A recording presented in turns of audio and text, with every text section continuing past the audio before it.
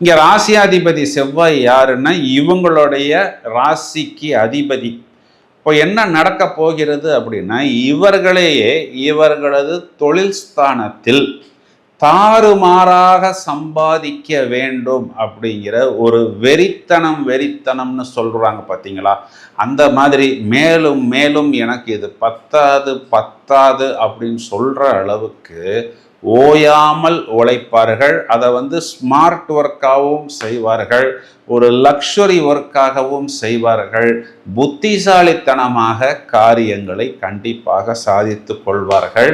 நான் ஏற்கனவே சொன்னது போல் ஒரு 100 ரூபா இவங்க சம்பாதிக்கும் பொழுது சில நேரத்தில் அந்த இடத்தில் ஒரு 5 ரூபா 10 ரூபா ஃபைன் கட்ட வேண்டிய ஒரு சூழ்நிலை கூட வரட்டும். சும்மா உட்கார்ந்து இருக்கிறதுக்கு ஒரு 200 ரூபா சம்பாதிக்கும் பொழுது ஒரு 5 ரூபாயோ 10 ரூபாயோ ஃபைன் கட்டுவதில் தவறில்லை என்று எடுத்துக்கொள்ளலாம்.